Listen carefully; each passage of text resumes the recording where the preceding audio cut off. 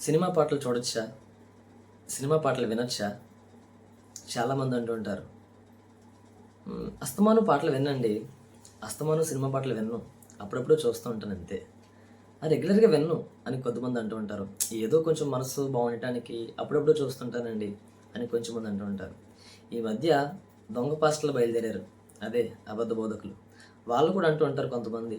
Cinema పాటలు విన్నా ఏం కాదులే, మనసుకు తీసుకున్నంత వరకు ఏదీ కాదు అని అంటూ ఉంటారు. దీని గురించి బైబిల్ ఏమంటుందో తెలుసా? సామెతల గ్రంథం 25వ అధ్యాయం 20వ వచనంలో ఇలా ఉంది. దుఃఖంతో ఉన్నవాడికి పాటలు వినిపించడం అంటే ఎలాంటిదంటే, చలిగా ఉన్నవాడికి దుప్పటి తీసేస్తే అది ఇంకా ఘోరం. అలాగే పుండు మీద కారం జల్లితే ఎంత భయంకరంగా ఉంటుంది.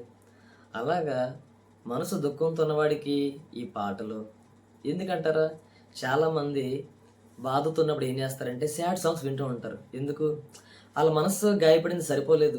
మనసుకు వచ్చిన బాధ సరిపోక ఇంకా మనసు బాధపడాలని ఇంకొంచెం ఇంకొంచెం బాధపడదాం అని ఈ సాడ్ సాంగ్స్ వింటూ ఉంటారు.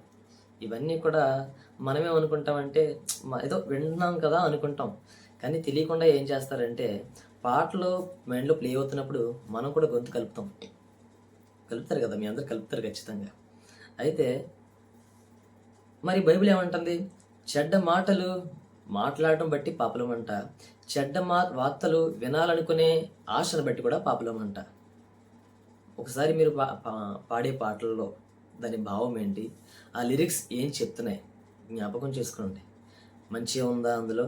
లేకపోతే మరి ఏమేమి ఉన్నాయో నేను చెప్పాల్సిన పని లేదు. మీరందరూ వింటూ ఉంటారు కదా! మరి ఈ వాక్యం విన్న తర్వాత సామెతల గ్రంథం 25వ అధ్యాయం 20వ వచనం. దాన్ని బట్టి అసలు పాటలు వినొచ్చా? పాడొచ్చా? అప్పుడెప్పుడైనా వినొచ్చా? వినకూడదా? మీరే ఆలోచించుకోండి. దేవుడు మిమ్మల్ని దీవించును గాక.